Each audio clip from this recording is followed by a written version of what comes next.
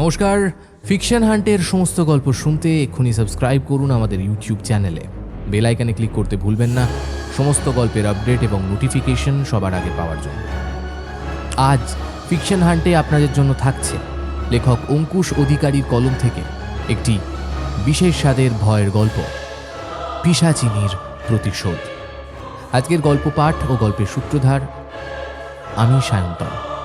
শুনতে থাকুন আজকের বিশেষ নিবেদন, লেখক অঙ্কুশ অধিকারীর কলম থেকে পিশাচিনীর প্রতিশোধ।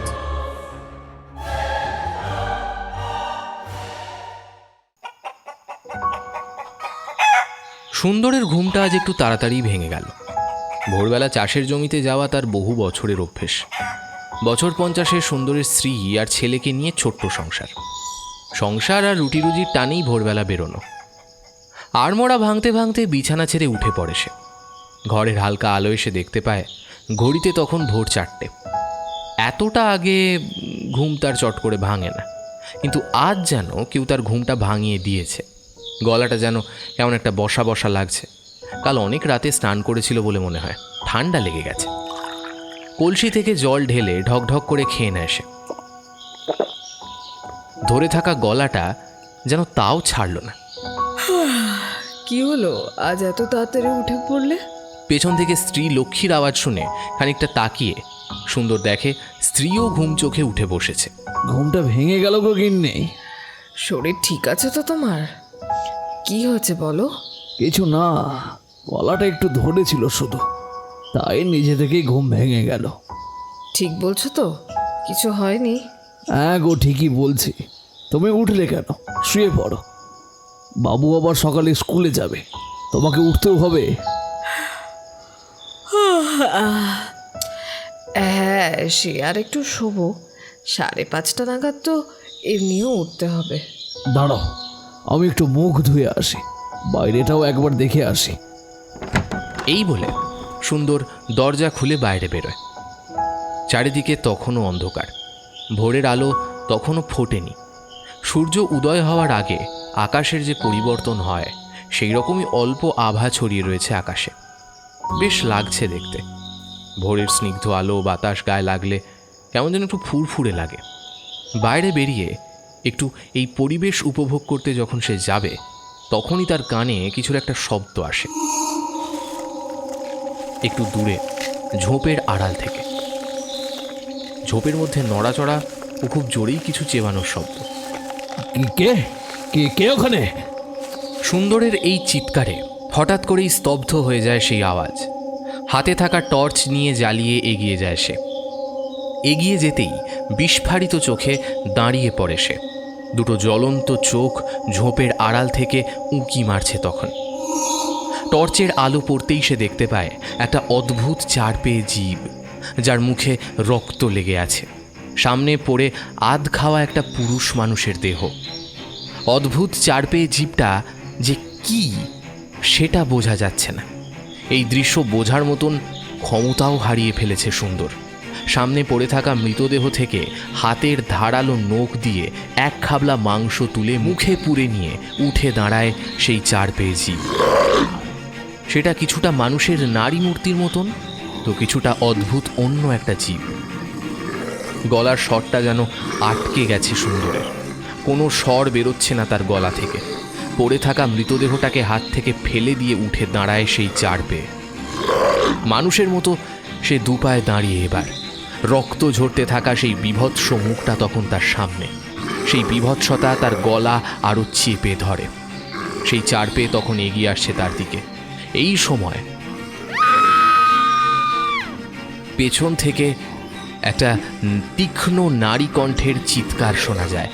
আর এই তীক্ষ্ণ চিৎকারেই সামনে থাকা শিকার ফেলে পেছন দিকে ছুট লাগিয়ে ঝোপের আড়ালে অন্ধকারে মিলিয়ে যায় সেই অদ্ভুত জীব। সুন্দর কোনো রকমে পেছনে তাকিয়ে তার স্ত্রী লক্ষ্মীকে দেখতে পায়। লক্ষ্মীর পেছনে তার বছর 10-এর ছেলেও এসে দাঁড়িয়েছে। সুন্দরের ত্রাতা হয়ে দাঁড়িয়েছে আজ স্ত্রী লক্ষ্মী। এতক্ষণ পরে সম্বিত ফিরে পাওয়া সুন্দর এবার জ্ঞান হারিয়ে মাটিতে পড়ে যায়।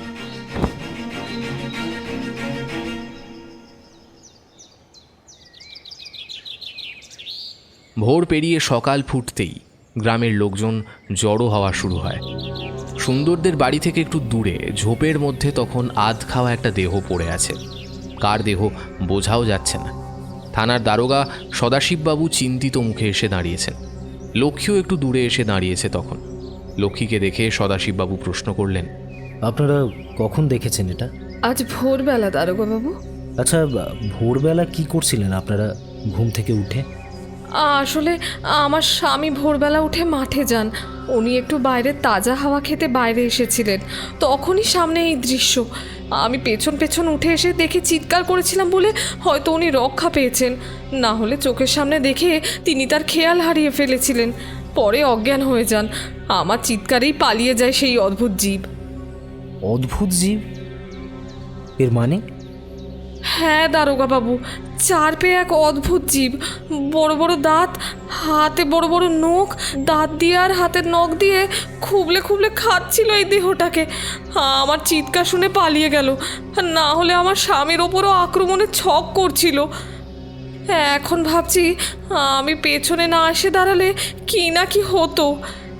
তারপর অন্ধকারে পেছনের ওই ঝোপে মিলিয়ে গেল দারোগাবাবু। পুরোপুরি চার পায়ের অদ্ভুত জীবও বলা যায় না। যখন দু পায়ে ভর দিয়ে দাঁড়ালো তখন এক বিভৎস দৈত্যাকার দীর্ঘদেহী নারী মূর্তি মনে হচ্ছিল। আচ্ছা, আপনার স্বামী কেমন আছেন এখন? গায়ে ধুম জ্বর, চোখের সামনে ঘুরতে দেখেছেন তো, হ্যাঁ একদম কাছ থেকে, তাই নিজের স্নায়ু আর ধরে রাখতে পারেননি। আচ্ছা, উনি একটু সুস্থ হন আগে, তারপর ওনার সাথে কথা বলবো। স্যার, পাশের মাঠেতে আসুন, ওখানে আরেকটা মহিলার দেহ পড়ে আছে। পেছন থেকে কনস্টেবলের চিৎকারে সদাশিববাবু ঘুরে দাঁড়িয়ে পাশের মাঠের দিকে ছুটে যান। সদাশিববাবুর সঙ্গে কর্মরত মাখনলালবাবু ছুটে যান সেই দিকে। সেই সঙ্গে সেখানে উপস্থিত পুলিশের লোকেরা এবং গ্রামবাসীরাও ছুটে যান। সেখানে তখন অর্ধনগ্ন অবস্থায় প্রায় মাঝবয়সী এক মহিলা পড়ে আছেন। মাথাটা উল্টো দিকে ঘোরানো, অর্থাৎ ঘাড় মোটকে খুন করা হয়েছে।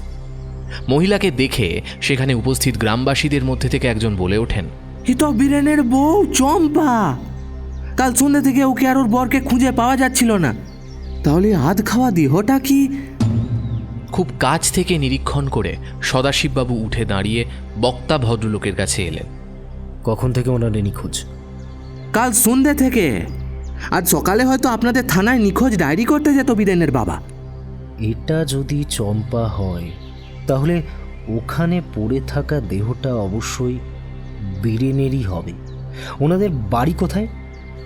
দেহ নিয়ে যাওয়ার আগেই শনাক্ত করা যায় সেই চেষ্টা করতে হবে। আমাদের দুজন লোককে পাঠাচ্ছি, আপনি দেখিয়ে বাড়ি নিয়ে যান বীরেনের বাবাকে এখানে আনার জন্য। সদাশিববাবুর কথা মতোই দুজন কনস্টেবল সেই ভদ্রলোককে নিয়ে বেরিয়ে যায় বীরেনের বাবাকে আনার জন্য। সদাশিববাবু এরপর আশপাশের খুঁজে দেখতে থাকেন বিভিন্ন জায়গায় যদি কোনো সূত্র পাওয়া যায়। কোনো বিশেষ সূত্র পাওয়া না গেলেও এক জায়গায় এসে তিনি দাঁড়িয়ে গেলেন। সাধারণ মানুষের পায়ের তুলনায় আকারে বেশ বড় খানিকটা কিছুর পায়ের ছাপ। কাদায় সেটা পরিষ্কারভাবে বোঝা যাচ্ছে। খুব ভালো করে নিরীক্ষণ করলেন তিনি। পায়ের বড় বড় নখের উপস্থিতি পরিষ্কার বোঝা যাচ্ছে। প্রয়োজনীয় যেটুকু প্রমাণ সংগ্রহ করা যায় করে নেয় সদাশিব, কারণ তাদের কাছে তখন পরীক্ষা করার মতন কোনো বিশেষজ্ঞ নেই। সেই পায়ের ছাপের জায়গায় ছবি তুলে নেওয়া এবং প্রমাণ সংগ্রহের জন্য ঘিরে রাখা ছাড়া তাদের হাতে আর কোনো উপায় নেই। তখন বিশেষজ্ঞ আসতেও সময় লাগবে। এরই মধ্যে বীরেনের বাবা নরেনকে নিয়ে এসে উপস্থিত হয় পুলিশের লোকজন। নরেনবাবু এসে নিজের পুত্রবধূকে শনাক্ত করেন। আধ খাওয়া দেহের জামাকাপড় দেখে নরেন নিজেই শনাক্ত করলেন নিজের ছেলেকেও। ভেঙে পড়েছেন নিজের ছেলে আর পুত্রবধূকে হারিয়ে। পরিবারের সদস্য বলতে এখন বেঁচে আছে তার নাতনি। নরেনবাবুর পিঠে ভরসার হাত রেখে সদাশিববাবু বললেন, শান্ত হন নরেনবাবু, শান্ত হন। নাতনি কোথায় আছে আপনার? আর আর কি হবে শান্ত হয়ে দারোগা বাবু, আর কি হবে? এখন নাতনিটার মুখের দিকেই তাকিয়ে থাকা শুধু। কোথায় আছে আপনার নাতনি এখন? আমাদের পাশের বাড়ির লোকের কাছে রেখে এসেছি। আপনাদের থানা থেকে লোক যাওয়ার পরে খুব ডাকছিল মনটা, তাই রেখে এসেছি ওখানে। কোনো কিছু কি আপনি জানেন? আপনার ছেলে আর ছেলের বউ কোথায় বেরিয়েছিল? বীরেন তো বলেই গিয়েছিল শ্বশুর বাড়ি যাচ্ছে। গিয়ে ফোন করে জানানোর কথা ছিল, কিন্তু তারা সেটা জানায়নি। তবু শ্বশুর বাড়িতেও ফোন করে জিজ্ঞেস করেছিলাম, তখনও ওরা পৌঁছায়নি। ফোন বেজে বেজে কেটে গেল, কিন্তু ধরল না। কোথাও কি না জানিয়ে গেছে এই ভেবে কাল রাতে থানায় যাইনি। আজ সকালে যেতাম, কিন্তু তার আগেই এই সমস্ত খবর পেলাম। আচ্ছা, শান্ত হন। আপনার কি কিছু মনে হয় কেউ এটা করতে পারে বলে? না, সেরকম কেউ করতে পারে বলে তো মনে হয় না। কারোর ওপর সন্দেহ নেই। তেমন কোনো শত্রুই তো নেই আমাদের যে তার উপর সন্দেহ করতে পারি। আচ্ছা বেশ, আপনার ছেলের শ্বশুরবাড়ি কোথায়? বকুলপুর, এখান থেকে 1 ঘন্টা রাস্তা বাসে। আপনার নাতনিকে কিছুদিনের জন্য মামার বাড়িতে পাঠিয়ে দিতে পারেন। অন্তত এই ঘটনার থেকে তাকে দূরে রাখা যাবে। কারণ বাবা মাকে না দেখতে পেয়ে আপনাকে বারবার প্রশ্ন করবে, আর আপনার পক্ষে সেটা সামলানো মুশকিল হয়ে যেতে পারে।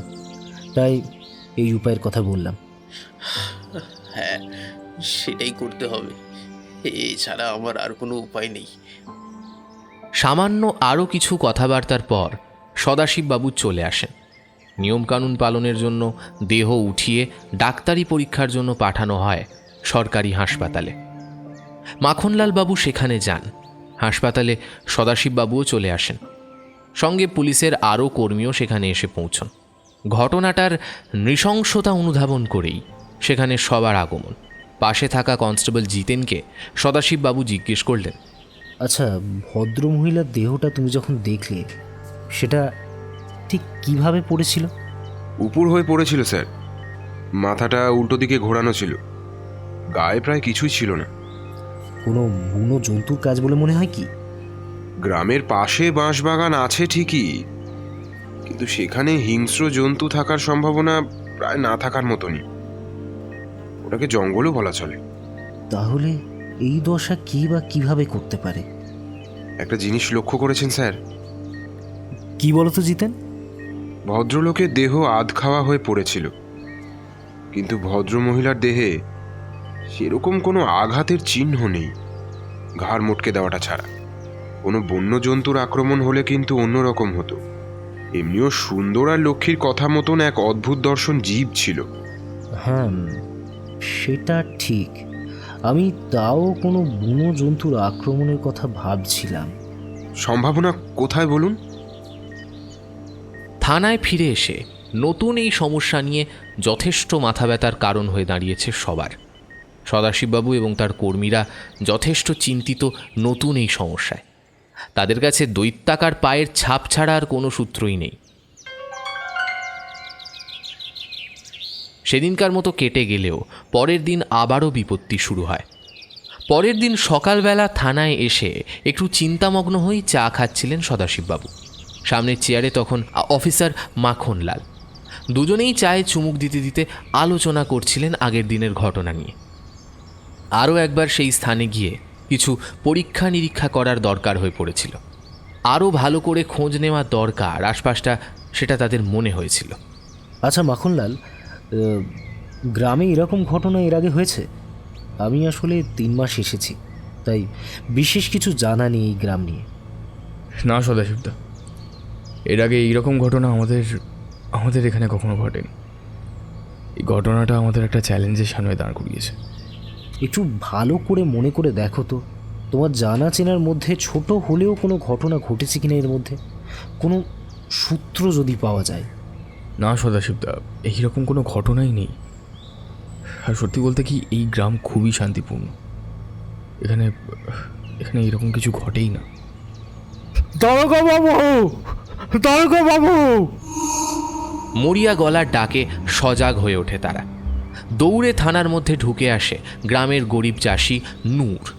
নূরকে দেখেই মাখনলাল প্রশ্ন করে, কী ব্যাপার নূর, এভাবে হাঁপাচ্ছ কেন? কী হয়েছে? সর্বনাশ হয়ে গেছে, তাড়াতাড়ি চলুন। কালকে এই ঘটনারই পুনরাবৃত্তি।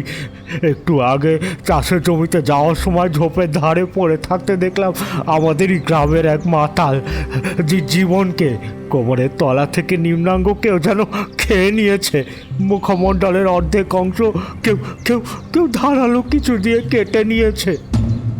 নূরের পেছনে গ্রামের আরও কিছু মানুষ এসে ঢোকে থানায়। তারাও নূরের পেছন পেছন থানায় এসেছিল খবর দিতে। নূরের কাছে খবর পেয়ে সেই দিকেই গাড়ি নিয়ে ছোটেন সদাশিববাবু ও মাখনলাল, সাথে কিছু কনস্টেবল। ঝোপে ঝাড়ে সেই অঞ্চলটা জঙ্গল নয়, বেশ পরিষ্কার। মোটামুটি রাস্তার ধারেই পরিষ্কার এলাকা। সেই এলাকাতেই ঝোপের ধারে গেঞ্জি পরিহিত এক ব্যক্তি পড়ে রয়েছে। তার কোমরের তলা থেকে অংশ নেই, ভেসে যাচ্ছে রক্তে, যদিও রক্ত শুকিয়ে জমাটো বেঁধেছে বালিতে। মাথার একদিক থেকে খোবলানো, একদিকের চোখ মুখের অংশ কোনোটাই নেই। খুব কাছ থেকে রুমাল দিয়ে নাক চাপা দিয়ে নিরীক্ষণ করতে লাগলেন সদাশিববাবু। পুলিশের বাকি লোক যারা ছিল তারা পুরো এলাকা তন্ন তন্ন করে খুঁজতে লাগলো। এখানেও সেই একই ধরনের পায়ের ছাপের অস্তিত্ব দেখা গেল কাদায়। যথারীতি আশেপাশে কোনো প্রমাণ নেই। স্যার, এদিকে একবার আসুন। একটা বছর 14 বাচ্চা ছেলে পড়ে রয়েছে ঝোপে। দৌড়ে গেলেন সদাশিব ও মাখনলাল। সদাশিববাবু গলার কাছ থেকে হাত দিয়ে বুঝলেন ধরে প্রাণ আছে। ছেলেটার সারা গা রক্তে ভেজা, মুখে টাটকা রক্তের দাগ। তাড়াতাড়ি মাখনলাল বাবুকে বলে ছেলেটাকে হাসপাতালে পাঠানোর ব্যবস্থা করলেন সদাশিববাবু। ছেলেটি এই গ্রামের না, অন্য কোনো জায়গার সম্ভবত। সে কি করছিল এখানে সেটা জানা আগে দরকার। খুব দ্রুত তাকে হাসপাতালে নিয়ে যাওয়ার ব্যবস্থা করা হলো। ছেলেটার পরনে জামা কাপড় ছেঁড়া, গায়ে যেন আঁচড়ের দাগ, আর জীবনের অবশিষ্ট সারা শরীরে আঁচড়ের দাগ বর্তমান। এখানেও যেন কেউ ধারালো কিছু দিয়ে কেটে নিয়ে গেছে দেহাংশ। কিন্তু কেন কেন এই হত্যা সেটা কারুরই মাথায় ঢুকছে না। এই জটলার মধ্যে এসে উপস্থিত হয়েছিল সুন্দর ও তার স্ত্রী লক্ষ্মী। চোখে মুখে আতঙ্কের ছাপ স্পষ্ট। শুধু তাদের না, দুদিনে এই 3টে খুনে সবার কপালেই ভাঁজ পড়েছে। কপালের জোরে বেঁচে গেছে সুন্দর ওই বাচ্চা ছেলেটা। তা ওই বাচ্চা ছেলেটা কিভাবে এখনো বেঁচে আছে সেটাই আশ্চর্যের। নূর হাত চেপে ধরল সদাশিববাবুর। দারোগা বাবু, এবার কি হবে? এবার কি হবে? কেউ তো কিছু বুঝে উঠতে পারছে না। ধৈর্য ধর নূর, আমরা সর্বতভাবে চেষ্টা চালাচ্ছি। কিছু না কিছু উপায় ঠিক বেরোবে। কে করছে, কেনই বা করছে সেটা আমাদের জানতে হবে, কিন্তু তার আগে সবাইকে বাঁচাতে হবে।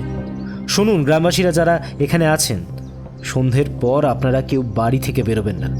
যার যা কাজ আছে তাড়াতাড়ি সেরে নিয়ে বাড়ি ঢুকে যান। রাতে কেউ বেরোবেন না। আর দরজা জানলা বন্ধ করে বসে থাকবেন। আর পুলিশ সন্ধ্যে থেকে টহল দেবে। 3 থেকে 4 জন কনস্টেবল সন্ধ্যে থেকে পালা করে পাহারা দেবেন গ্রাম। কোনো অসুবিধে কোথাও হলে আমাদের থানায় ফোন করবেন। সাথে সাথে সাহায্যের জন্য আমরা পৌঁছে যাব। গ্রামের সবাইকে আপনারা জানিয়ে দিন। বেলার দিকে থানা থেকে সারা গ্রামে মাইক নিয়ে ঘোষণা করে দেয়া হবে। আপনারা শুধু সাবধানে থাকবেন।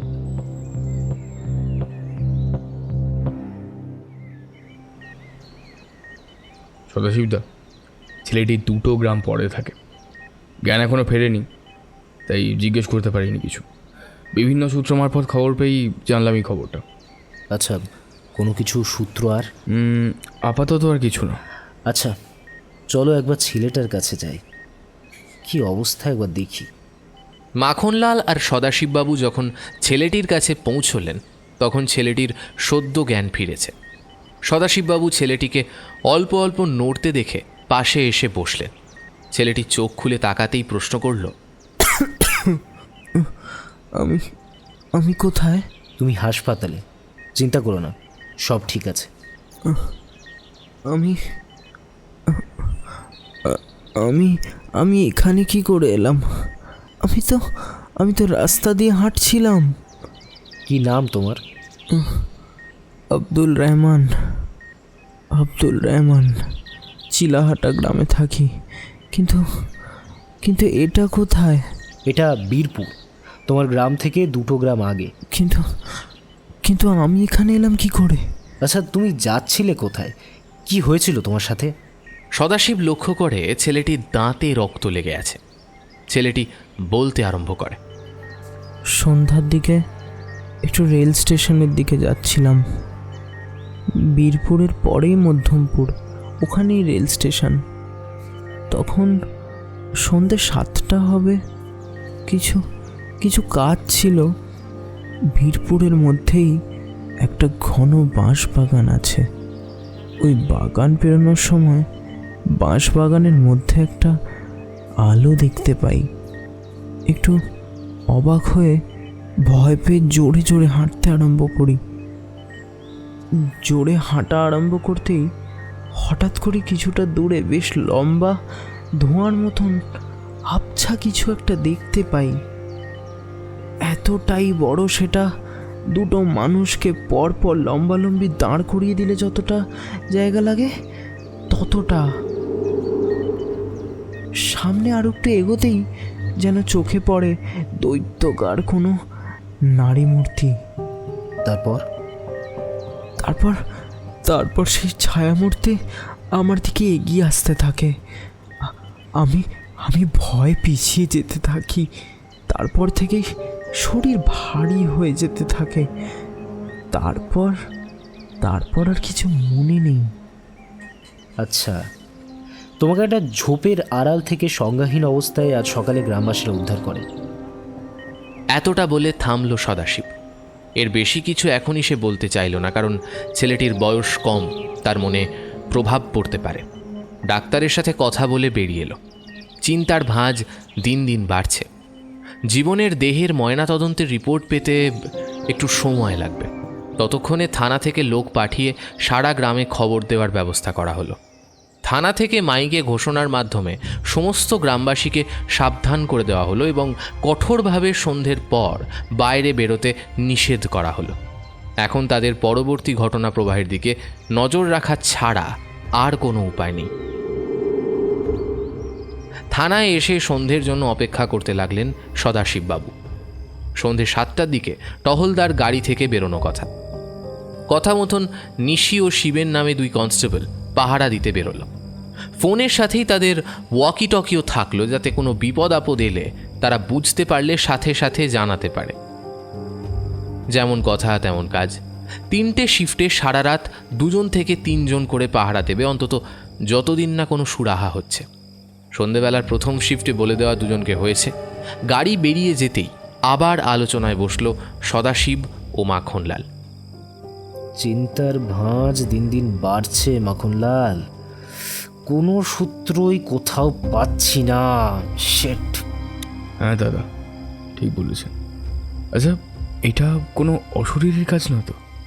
পুলিশে চাকরি করো তুমি মাখন, শিক্ষিত, এসব আনছো কি করে মাথায়? দাদা, আপনি শহরের মানুষ। এমন অনেক ঘটনা আছে যা আধুনিক দুনিয়ার পক্ষে জানা সম্ভব না। মাখন, মাথা থেকে এসব বার করো, না হলে তোমার সাথে কাজ করতে আমার সমস্যা হবে। আম সরি দাদা, আর বলবো না। এই সব কথা বলতে বলতেই ওয়াকি টকিতে ভেসে আসে শব্দ। একটা ঘ্যাস ঘ্যাসে শব্দের পর একটা চিৎকার, স্যার বাঁচান। তারপরেই সব চুপচাপ। মুহূর্তের মধ্যে বিপদ আঁচ করে গাড়ি ও আরও 2জন পুলিশকর্মীকে নিয়ে দৌড়ে বেরিয়ে যায় তারা। যেখান দিয়ে পাহারা দেওয়ার পরিকল্পনা হয়েছিল সেই রাস্তা ধরে বেশ খানিকটা জোরে জিপ চালিয়ে আসার পরেই নিশিকে রাস্তা ধরে দৌড়ে আসতে দেখা গেল। সদাশিববাবুদের গাড়ির সামনে এসে হুমড়ি খেয়ে পড়ল নিশি। গাড়ি দ্রুত থামিয়ে গাড়ি থেকে সদাশিব আর মাখনলাল বাবু নেমে এলেন। দারোগাবাবু, আমাকে বাঁচান, আমাকে বাঁচান। এই বলে আঙুল তুলে রাস্তার দিকে দেখালো। দূরে রাস্তা দিয়ে প্রায় 8 ফুট লম্বা কোনো একটা অবয়ব ঝড়ের গতিতে এগিয়ে আসছে। সদাশিববাবুদের নিশির পাশে এসে বসতে দেখেই জঙ্গলে হারিয়ে যাওয়ার চেষ্টা করলো। আর ঠিক তখনই সদাশিববাবু সেই অবয়বের কাঁধ লক্ষ্য করে গুলি চালালো। কাঁধে গুলি লাগতেই সেই অবয়ব চিৎকার করে উঠল। সেই চিৎকার ঠিক যেন কোনো অজানা বনো জন্তুর, না কোনো এক দৈত্যর, খানিকটা মেয়েলি গলা মেশানো। আবার গুলি চালালেন আর এক দিকের কাঁধ লক্ষ্য করে। সেই অবয়ব অন্ধকারে মিলিয়ে যেতে গিয়েও না মিলিয়ে এবার তেড়ে আসে তাদের দিকে। প্রায় 8 ফুট উচ্চতার এক দানব, দাঁত দিয়ে রক্ত পড়ছে, দাঁত বেরিয়ে এসেছে মুখ থেকে, ভয়ঙ্কর মুখ, একটা চোখ কানা আর একটা চোখ রক্তবর্ণ, অসুরের মতো বিশাল চেহারা, মাথা ভর্তি নীলচে চুল। ধীরে ধীরে এগিয়ে আসতে থাকে সেই দৈত্য তাদের দিকে।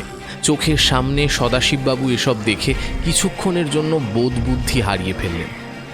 নিশিও তখন ভয়েতে সিঁটিয়ে গেছে। এবার আরও জোরে গুলির শব্দ শোনা যায়।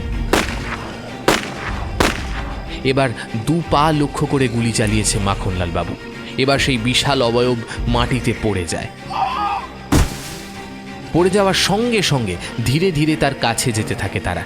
সেই বিশাল আকারের শরীরটা এবার পরিবর্তন হয় এক সাধারণ মানুষের আকারে। এ কি, এ তো শিবেন। পেছনে বসে থাকা নিশির দিকে এবার সবাই তাকায়। নিশি কাঁপতে কাঁপতে বলে ওঠে, ওকে ওকে তাড়াতাড়ি গাড়িতে তুলে হাসপাতাল নিয়ে চলুন। আমি আমি আমি- আমি তারপর সব বলছি আপনাদের। গাড়িতে যেতে যেতে বলছি। গুলি লাগায় শিবেনের দেহ থেকে তখন রক্ত পড়ছে, ভেসে যাচ্ছে চারিদিক। খুব দ্রুত শিবেনের আহত দেহটাকে গাড়িতে তুলে নিয়ে রওনা দেয় ওরা 3 জন। সদাশিববাবু প্রশ্ন করেন, কি হয়েছিল ঠিক ঠিক বলো তো নিশি। একটু জল পাওয়া যাবে? গাড়িতে থাকা বোতল থেকে জল খেতে দিল তারা নিশিকে। ঢকঢক করে জল খেয়ে নিশি এবার বলতে শুরু করলো, আমি আর শিবেন গাড়ি নিয়ে এগিয়ে যাচ্ছিলাম। কোনো অসুবিধা ছিল না। রাস্তাঘাটে কোনো গ্রামবাসীকে দেখা যাচ্ছিল না, যেমন নির্দেশ দেওয়া হয়েছিল। বেশ কিছুটা এগিয়ে যাওয়ার পর এই এলাকার বিশাল বড় বাঁশবাগান পেরোনোর সময় হঠাৎ করেই ঠান্ডা লাগতে থাকে। ধোঁয়ার মতো কিছু যেন রাস্তায় ঘিরে ছিল, কিছু যেন দেখা যাচ্ছিল না। জঙ্গলের মধ্যে থেকে এই সময় একটা আলো দেখতে পাই। জঙ্গলের মধ্যে আলো দেখতে পেয়ে আমরা দাঁড়াই। গাড়ি থেকে নামার সঙ্গে সঙ্গে আলো অদৃশ্য হয়ে যায়, কিন্তু এরপরেই সব কিছু পাল্টে যেতে থাকে। শিবেন হঠাৎ করে স্থির হয়ে দাঁড়িয়ে যায়, চোখ লাল হয়ে যেতে থাকে, কাঁচতে থাকে। আমি গাড়িতে থাকা জল খাওয়াতে গেলে জলের বোতলটা ছুঁড়ে ফেলে দেয়। তারপর দেখতে পাই শিবেনের দেহটা লম্বা হচ্ছে, প্রায় 8 ফুটের মতো উচ্চতায় পৌঁছে যায়। একটা ভয়ঙ্কর মুখ আর চেহারা নিয়ে আমার দিকে তেড়ে আসতে থাকে। আমি কোনো রকমে ওয়াকি টকিতে আপনাদের জানিয়ে ছুট দিই। তারপর এই যে কি এখানে আপনাদের সঙ্গে দেখা আর আমার প্রাণ রক্ষা। ভীষণ জোরে গাড়ি চালিয়ে হাসপাতালে এসে গাড়ি থামায় মাখনলাল ও সদাশিব। তাদের ডাকাডাকিতে হাসপাতাল থেকে হাসপাতালের কর্মী, নার্স, ডাক্তার বেরিয়ে আসে। শিবেনের অবস্থা দেখে পুলিশের লোক দেখে খুব বেশি কথা না বাড়িয়েই হাসপাতাল কর্তৃপক্ষ ভর্তি করে নেয় শিবেনকে। বেশ কয়েক ঘন্টা কেটে যাওয়ার পর শিবেনের দেহ থেকে 4টে গুলি বের করা সম্ভব হয়। যেহেতু পেট বা বুক লক্ষ্য করে গুলি চালানো হয়নি, তাই বিপদটাও কম। প্রাণে বেঁচে গেলেও এখন সদাশিবদের শিবেনের ওপর গুলি চালানোর জন্য জবাবদিহি করতে হবে। পরিস্থিতি যেটা ছিল আর যা হয়েছে তা বিশ্বাস করানো ভীষণ কঠিন, তা ওরা সবাই জানে। বিপদমুক্ত এখনও পুরোপুরি নয় শিবেন। গুলি বের করা হলেও এখনও জ্ঞান আসেনি তার। এর মধ্যেই গত 2 দিনের মধ্যে 3টে মৃতদেহের ময়নাতদন্তের রিপোর্ট হাতে এসে পৌঁছেছে। 3 জনকেই নির্মমভাবে মারা হয়েছে। ধারালো কিছু দিয়ে যেন কেটে দেওয়া হয়েছে অঙ্গ প্রত্যঙ্গ। খুবলে খাওয়াও হয়েছে, সেটা দেখেই বোঝা যাচ্ছিল। কিন্তু আসলে যে কি হয়েছে সেটা বোঝা যাচ্ছে না কোনোভাবেই। হাসপাতালে আলোচনা করতে থাকে তাদের কিভাবে কি করা যেতে পারে। সবথেকে চিন্তার বিষয়, যেভাবে চোখের সামনে শিবেনকে পরিবর্তন হতে দেখা গেছে, তাতে মাখনলালের ভূততত্ত্ব সদাশিবের পক্ষে ফেলে দেওয়া সম্ভব হচ্ছে না। কিন্তু সদাশিবের শিক্ষিত মন কিছুতেই মানতে চাইছে না। মাখনলাল এবার সদাশিবকে উদ্দেশ্য করে বলে ওঠে, দাদা এবার কিছু বলুন। কি বলি বলো তো। আপনাকে বলেছিলাম না, গ্রামের দিকে এমন অনেক ঘটনা ঘটে যা আপনারা শহর থেকে আন্দাজ করতেও পারবেন না। কিন্তু কিছুতেই মানতে পারা যাচ্ছে না। ওপর মহলের কাছেই বা কি জবাব দেব শিবেনকে গুলি করা নিয়ে? সেটারও উপায় আছে। বলতে হবে এমনভাবে যাতে বোঝানো যায়। বলতে হবে যেটা হয়েছে সেটাই। সবথেকে বড় কথা, শিবেনের আগে জ্ঞান আসুক, ওর সাথে কথা বলা হোক আগে। সেটা ঠিক আছে, শিবেনের জ্ঞান ফিরলেও বয়ান দিলে তো অসুবিধে হবে না। কিন্তু চোখের সামনে কি দেখলাম, এটা নিজের চোখে না দেখলে তো বিশ্বাসই করতে পারতাম না। এরই মধ্যে শিবেনের জ্ঞান এসে গেছে। শিবেনের জ্ঞান আসতেই ধীরে ধীরে তার পাশে গিয়ে সবাই বসতে থাকে।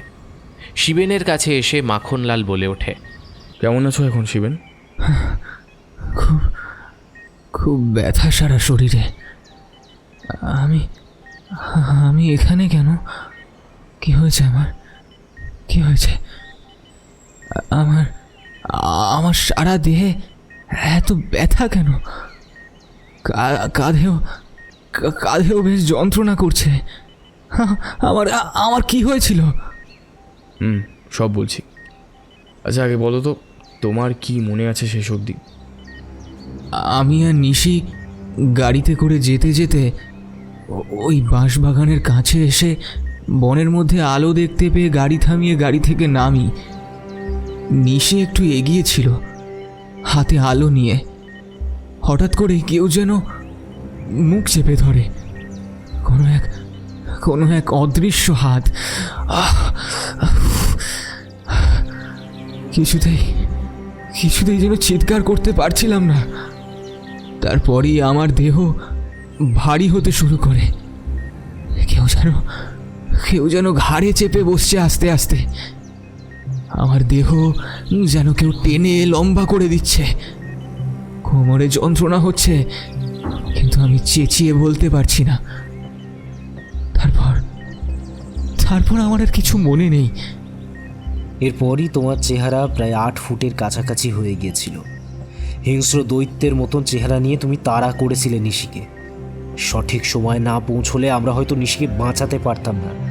আমাদের ওয়াকি টকি শুধু তার বিপদে পড়ার খবরটা জানাতে পেরেছিল। বাধ্য হয়ে তোমাকে 4টে গুলি করতে হয়। সেটা করার পরই তুমি সাধারণ অবস্থায় আসো। না হলে তোমার যে চেহারা আমি বা আমরা দেখেছি, সেটা বললে কেউই বিশ্বাস করবে না। আচ্ছা সদাশিব বাবু, আমাদের গ্রামে যে খুনগুলো হচ্ছে তাতে এইরকমই কোনো ঘটনা ঘটছে না তো? মানে ধরুন কোনো কিছু একজনের ওপর ভর করছে, অতিমানবিক কিছু যা আমাদের সাধারণ ভাবনার বাইরে, একজনের শরীরে ভর করে আক্রমণ করছে অন্যজনের ওপর। তারপর তার ক্ষুধা নিবৃত্তি হলেই সে আশ্রিত দেহকে ছেড়ে দিচ্ছে। কখনো কোনো সৌভাগ্যবান বেঁচে যাচ্ছে, তো কখনো অভাগারা শিকার হচ্ছে।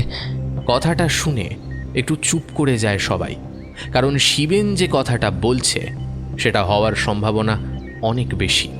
কিন্তু এই একটা কথা কারোর মাথাতেও আসেনি। আসলে ঘটনার উত্তেজনায় কারোর মাথাতেই চিন্তা আসেইনি। সেটা হলে এখন উপায় কি? মাখন, একটা কাজ তোমাকে করতে হবে। কি বলুন? এই গ্রামের ইতিহাস নিয়ে কেউ কিছু আলোকপাত করতে পারবে? খুঁজে দেখতে হবে, কিন্তু কেন বলুন তো? ওটা খোঁজো, দরকার আছে।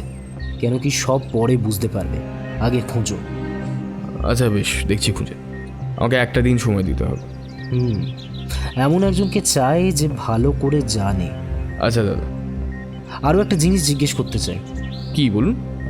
বাঁশবাগান যেটা আছে, বা ওই একই জায়গায় যেখানে দেখা যাচ্ছে, ওই বাঁশবাগানে কি কেউ যায় না? শুনেছি বহুকাল হলো ওখানে কেউ যায়নি ভেতরে। হ্যাঁ, আশপাশ দিয়ে লোকজন যায়, ওইটুকুই, আর বেশি কিছু না। কিন্তু কারণ কি? কারণ তো জানি না। গ্রামবাসীরা বলে অলৌকিক কিছু থাকতে পারে। এইটুকুই? হ্যাঁ, ইয়েস স্যার, ওইটুকুই জানি। বেশ, যেটা বললাম আগে সেই খোঁজটা লাগাও, তারপর দেখছি। সেদিনকার মতো কেটে গেলেও পুলিশের ওপর এভাবে হামলার খবরে রীতিমতো ভীত ও সন্ত্রস্ত হয়েছে গ্রামবাসীরা।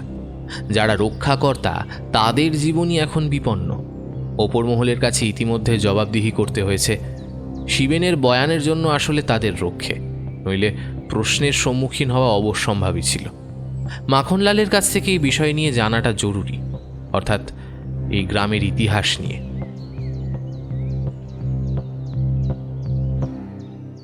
পরদিন দুপুরবেলা মাখনলাল খবর নিয়ে আসে এই থানা থেকে প্রায় 6 কিলোমিটার দূরে এক ইতিহাসের প্রাক্তন অধ্যাপক থাকেন। তার বয়স 102 বছর। সেই ভদ্রলোকের নেশাই হলো আশপাশের গ্রামের ইতিহাস সংগ্রহ করা।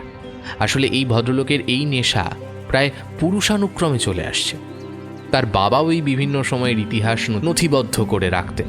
বই থেকে তথ্য সংগ্রহ না করে তাদের নিজস্ব পদ্ধতিতে ইতিহাস সংরক্ষণ করার নজির রয়েছে। তাদের বাড়িতে নিজেদের হাতে তৈরি লাইব্রেরি আছে, যেখানে প্রায় বিগত 250 বছরের ইতিহাস নথিবদ্ধ রয়েছে। প্রধানত আশপাশের 15টা গ্রাম ও এই জেলার ইতিহাসেই সমৃদ্ধ এই লাইব্রেরি।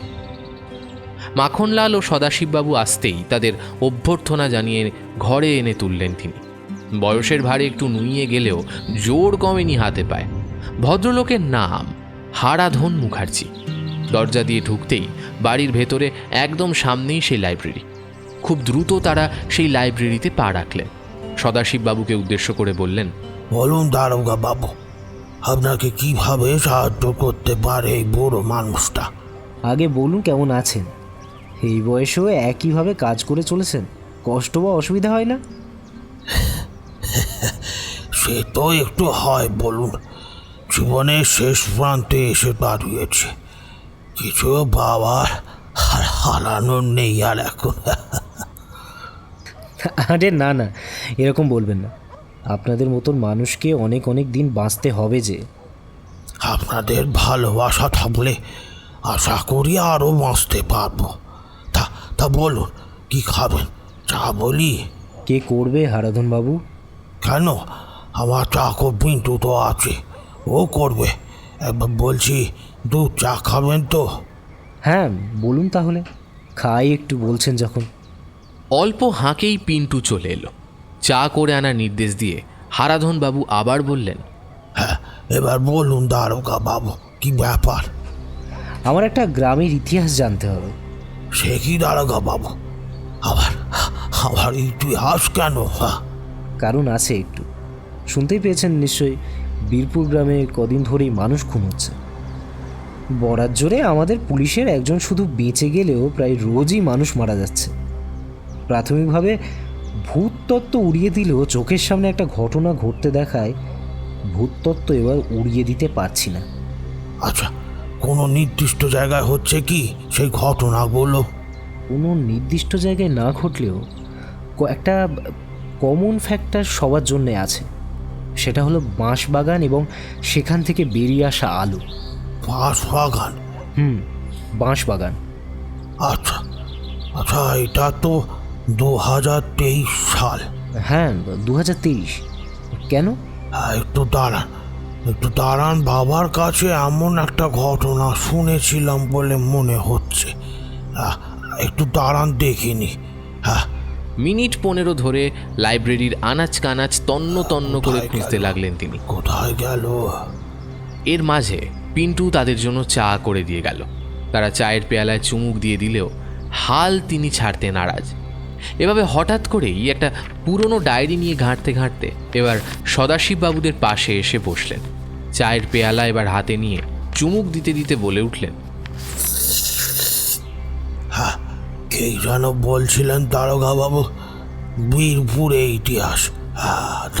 বেশ। হ্যাঁ একটু বলুন দয়া করে, খুব দরকার। আচ্ছা আচ্ছা, তার আগে একটা কথা বলুন তো, এখন তো ইন্টারনেটের যুগে নেটেই তো সব দেখা যায়, ওখান থেকেই তো দেখে নিতে পারতেন, তো আমার কাছে এলেন কেন? হ্যাঁ, অনেক আগেই চেক করা হয়ে গেছে। সব জিনিস বা সব তথ্য ইন্টারনেটে থাকে না, মানুষই তো সেগুলো দেয়। তো মানুষের কাছেই সেই তথ্য যদি না থাকে তাহলে সে দেবে কি করে? এসব ক্ষেত্রে আপনাদের মতন অভিজ্ঞ ও বিচক্ষণ মানুষদেরই দরকার। সেই কারণেই আপনার কাছে ছুটে আসা। হ্যাঁ বেশ, বলি তবে। খুব ছোটবেলায় শুনেছিলাম বাবার কাছে, তাই এত চেনা চেনা লাগছিল। পরে সেই সময়কার রেখে যাওয়া বাবার নোটগুলো পেলাম। হ্যাঁ, সময়টা 1930। স্বাধীনতা সংগ্রামের জোয়া তখন আছড়ে পড়েছে গ্রামে গঞ্জে, এমনকি শহরেও। নবীন রক্ত তখন ফুটছে দেশমাতৃকাকে স্বাধীন করার প্রতিজ্ঞায়। বীরপুর ও আশেপাশে গ্রামেও তখন দিক দিক আগুন চলছে। ব্রিটিশ শাসনকে রীতিমতো ব্যতিব্যস্ত করে রেখেছে ভারত মাতার বীর সেনানীরা। ব্রিটিশরা কূটবুদ্ধি প্রয়োগ করার চেষ্টায় মনোনিবেশ করে। বীর ও সাহসী বাঙালি জাতির সঙ্গে ফিরে ওঠা এক প্রকার তাদের অসম্ভব হয়ে পড়েছে। এদিকে বাংলা, ওদিকে পাঞ্জাবের। তো দফায় বৃদ্ধ ব্রিটিশরা পরিকল্পনা করে রক্তে ভাসানোর। লোহা যেরকম লোহাকে কাটে, তেমনি বাঙালিকে কাটাতে বাঙালিকেই ব্যবহার করার সিদ্ধান্ত নেয় ওই ইংরেজরা। বীরপুর এবং আশেপাশে উত্তর গ্রামগুলোকে সামলানোর জন্য পাঠানো হয় নৃসিংহী রায়কে। এই নৃসিংহী রায়ের মতো নৃশংস মহিলা খুব কমই ছিলেন। অনেক সময় সন্দেহের বশেই মানুষকে ধরতেন, প্রমাণ থাকুক বা না থাকুক। চলত নৃশংস অত্যাচার। গুম হয়ে যেত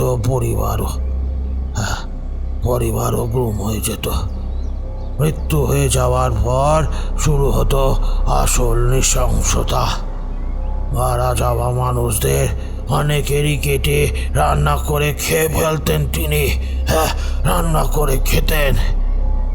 কেউ দেখার নেই, কেউ বলার নেই, কেউ প্রশ্নও করার নেই। এই পদ্ধতি সে এখানে এসেও প্রয়োগ করে। এছাড়াও তার আর একটা গুণ ছিল। যুবক ছেলেদের দেখলেই নিজের কামনা আর লালসার স্বীকার করা তার কাছে ছিল জলভাত।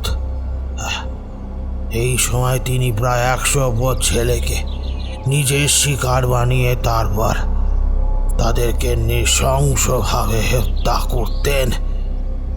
এইভাবেই দমন নিপীড়নের মধ্যেই মাথা তুলে দাঁড়িয়ে থাকে এই গ্রামের ছেলে রবিন। তখনকার দিনে পড়াশোনা জানা উচ্চশিক্ষিত ছেলে। নৃসিংহীর নৃশংসতা যাতে বন্ধ হয় তার জন্য তিনি ইংরেজ সরকারের দৃষ্টি আকর্ষণই শুধু নয়, গড়ে তোলেন সামাজিক প্রতিরোধ। কম বয়সী ওই ভালো ছেলেটির ওপর নজর পড়ে নৃসিংহের। থানায় তুলে নিয়ে আসা হয় তাকে। চরম অপমানের হাত থেকে রক্ষা পেতে বিষ খেয়ে নিজের জীবন দেয় সে। এদিকে এই খবর চার হয়ে যেতেই উত্তেজনা ছড়িয়ে পড়ে গ্রামবাসীদের মধ্যে। ঘরে মজুদ সমস্ত ধারালো সরঞ্জাম নিয়ে ঘিরে ফেলা হয় থানা।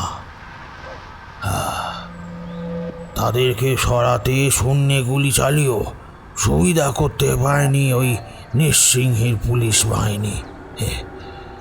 নৃসিংহীকে ফেলেই প্রাণে বাঁচাতে পালায় সব বাকি পুলিশরা। আঘাতে আঘাতে শক্তিহীন হয়ে গা ঢাকা দেওয়ার জন্য সে ঢুকে পড়ে বীরপুরের বাঁশবাগানে। সেই বাঁশবাগানের মধ্যে এক জায়গায় বহু পুরনো এক কুয়ো ছিল। সেখানে জল খুব কম ছিল। গ্রামবাসীরা তাকে চারদিক দিয়ে ঘিরে ফেলায় সে সেই কুয়োতেই ঝাঁপ দেয়। আর গ্রামবাসীরা কুয়োর মধ্যে কেরোসিন তেল ঢেলে আগুন জ্বালিয়ে ঢাকা দিয়ে দেয় সেই কুয়ো। জ্যান্ত পুড়েই মারা যায় সে। তারপর কিছুদিন সেদিকে কেউ না গেলেও কয়েকদিন পর থেকে গ্রামবাসীদের অনেকে মারা যেতে থাকে এক অদ্ভুত জন্তুর কামড়ে, যাকে কখনো দেখা যেত না, কিন্তু কামড়ে মাংস খুবলে খেয়ে যেত। এভাবে বেশ কিছু মানুষের মৃত্যুর পর এক তান্ত্রিক এসে উপস্থিত হয় ওই গ্রামবাসীদের ডাকে। তার কাছ থেকেই জানতে পারা যায় কুয়োর মধ্যে পড়ে থাকা নৃসিংহী দেহের উত্তপ্ত আত্মাই তার পুরনো অভ্যাসে মাংস খেয়ে যাচ্ছে এভাবে। তাই তার পোড়া দেহে সৎকার করা আগে দরকার। কিন্তু দেহ এমনভাবে পুড়ে ভেতরে ঢুকে আটকে ছিল, সেটা তুলে এনে সৎকার করা সম্ভব ছিল না। তাই সেই তান্ত্রিক বিভিন্ন উপায়ে সেই কুয়োকেই কায়দা করে ফেলে। সেই অতৃপ্ত আত্মাকে সেই কুয়ার মধ্যেই বন্দি করে রাখে আর কঠোরভাবে নির্দেশ করেন ওই বাঁশ বাগানে যেন কেউ না যায়। সেই থেকেই বাঁশ বাগানে কেউ যায় না। বর্তমান সময়ে কেউ এত কথার ঘটনা না জানলেও বাঁশবাগানে যাওয়ার বারণটা সেটা জানে, তাই ওইদিকে কেউ ঘেঁষে না। আচ্ছা, এবার আমার কাছে পরিষ্কার হলো কেন বাঁশবাগানের ধারে কাছে কেউ যায় না। আর এই ঘটনা বিশেষ কেউ জানে না। এখনকার দিনে ছেলেমেয়েরা তো জানেই না। এরা শুধু জানে বাঁশ কাটিয়ে চলে কিভাবে যেতে হয়। হ্যাঁ, এরা ছোট থেকে জেনে এসছে জঙ্গলের ধারে বা ভিতরে না যেতে। এরা শুধু সেটাই মেনে এসছে। গ্রামের লোক বলে বেশি প্রশ্ন কেউ করেনি। হ্যাঁ, এবার বুঝতে পারছি। তো হারাধনবাবু, তান্ত্রিক কিভাবে বন্দি করেছিল তাকে কুয়োতে? যতদূর বাবার ডায়েরিতে লেখা আছে সেটা হলো কুয়ো কোনো একটা ধাতব ঢাকনা দিয়ে ঢেকে ফেলা হয়েছিল। তার আগে মন্ত্র পড়ে বিভিন্ন আচার মাধ্যমে সেই কুয়োর মধ্যে ঢুকিয়ে নিতে বাধ্য করা হয়েছিল সেই আত্মাকে। তারপর সেই ঢাকনা দিয়ে চাপা দিয়ে কিছু মন্ত্রভূত লাল দড়ি বা যাকে ওই কি যেন বলে ওই কার দিয়ে ঢাকনার ওপর বেঁধে দেওয়া হয়েছিল। এটাই ছিল শেষ নিদান। এইটুকুনি আমি জানি। কপালে ভাঁজ পড়ে সদাশিবের। সদাশিবের চিন্তামগ্ন মুখ দেখে হারাধনবাবু আবার জিজ্ঞেস করেন, এত এত চিন্তামগ্ন হয়ে গেলেন কেন? কিছু হয়েছে? হ্যাঁ না, ভাবছি এই বাধা কি কোনোভাবে পেরিয়ে বাইরে বেরিয়ে এসেছে সেই অতৃপ্ত আত্মা। মানুষের মাংস খাওয়া যার অদ্ভুত অভ্যেস ছিল, সেই কি কোনোভাবে তবে বেরিয়ে সেই উপদ্রব শুরু করেছে? আপনি এগুলো বিশ্বাস করেন? হ্যাঁ না, আইনের রক্ষাকর্তা হয়ে এগুলো বিশ্বাস করি না, বা এগুলো হয়তো বলাও যায় না, কিন্তু চোখের সামনে যা ঘটতে দেখলাম তারপর সেগুলো এড়ানো যায় না। কি দেখেছেন আপনি? মাফ করবেন আমাকে, এই মুহূর্তে ওই বিষয়টা নিয়ে কিছু বলা যাবে না। আচ্ছা আচ্ছা, সে ঠিক আছে। সময় থাকলে আমার লাইব্রেরিটা ঘুরে দেখতে পারেন একবার। হ্যাঁ, দেখব, তবে আজ নয়, অন্যদিন দেখব। আজ উঠতে হবে। ওদিকে তদন্তের সঙ্গে জড়িত অনেক কিছু বাকি আছে। বেশ, আসুন তবে। আবার আসবেন কিন্তু। হ্যাঁ, বেশ ভালো লাগলো এইটুকুনি সময়। অবশ্যই, ভালো থাকবেন আর সাবধানে থাকবেন। এই কথাবার্তার পর তারা বেরিয়ে আসে। গাড়িতে থানার দিকে রওনা হয় তারা। চিন্তিত সদাশিবকে দেখে প্রশ্ন করে মাখনলাল, তোমার উত্তর পেলে? মনে হয় পুরোটা না পেলেও ওই ভূততত্ত্ব সত্যি হলে যেটা ভাবছি সেটাই। কি ভাবছো? যদি ভূততত্ত্ব সত্যি হয় তবে জঙ্গলের মধ্যে মন্ত্র দিয়ে জড়িয়ে রাখা ওই কুয়োর ঢাকনা কোনোভাবে সরে গেছে। সেখান থেকেই সেই আত্মা বেরিয়ে এসে এভাবে আক্রমণ করছে না তো নিজের খিদে মেটাতে? হতেই পারে। উপায় কি তবে? লোহাকে তো লোহাই কাটে। সুতরাং একে আটকানোর উপায় সেই তান্ত্রিকই। কিন্তু তাই যদি হয় সেটা তবে সরকারি নজরের আড়ালে করতে হবে, কারণ সরকারি নজরে থেকে এই সমস্ত কাজ করা সম্ভব নয়। তাই আমাদের আড়ালে করতে হবে, কিন্তু তার আগে আরও একটু নিশ্চিত হওয়া দরকার। চোখের সামনে তো এত কিছুই দেখলেন, তাহলেও আমাদের কাজ তো করতেই হবে, বলো। এরই মধ্যে গাড়ি থানায় চলে আসে। থানাকে তখন ঘিরে রেখেছে প্রায় 100 গ্রামবাসী। আজ ভোরবেলাতেও একজন নিখোঁজ হয়েছে প্রকৃতির ডাকে সাড়া দিতে বাইরে বেরিয়ে। গ্রামবাসীদের উত্তেজনার বিস্ফোরণ সামাল দেওয়া আজ বড়ই মুশকিল। সদাশিববাবুদের দেখে আগুনে যেন ঘৃতাহুতি পড়ল। তাদের একটাই দাবি, গ্রামবাসীদের নিরাপত্তা নিশ্চিত করতে হবে। অনেক কষ্টে তাদের বুঝিয়ে শান্ত করা সম্ভব হয় থানার কর্মীদের পক্ষে। তাদের জীবনের ব্যাপারে কোনো রকমে আশ্বস্ত করে তাদের থানা থেকে সরানো সম্ভব হয়।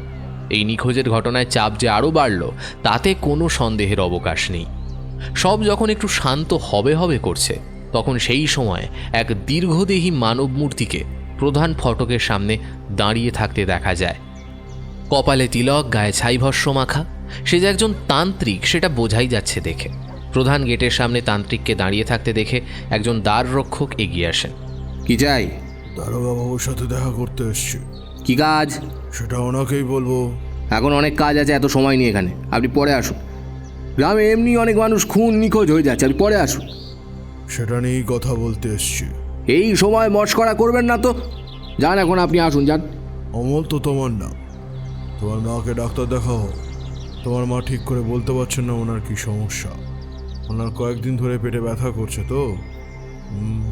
আপনি জানলেন কি করে? আপনি আমার নামই বা জানলেন কি করে?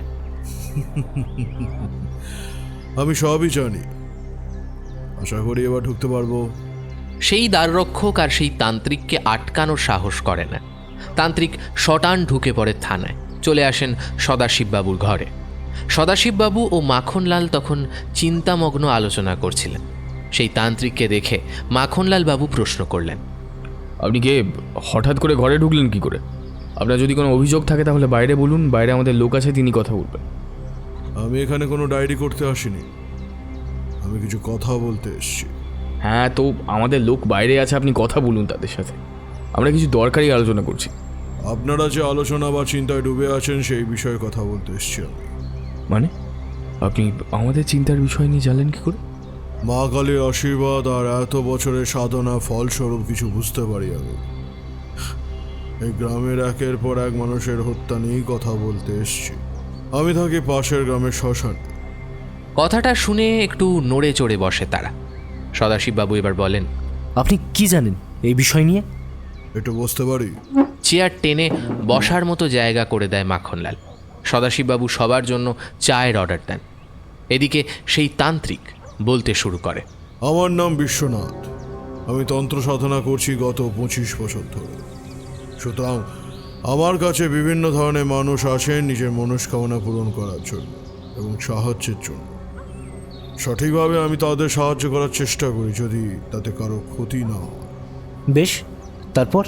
আপনারা তো আজ অবসরপ্রাপ্ত অধ্যাপক হারাধন বাবুর কাছে গিয়েছিলেন। আশা করি গ্রামের ইতিহাস নিয়ে শুনেছেন কিছু।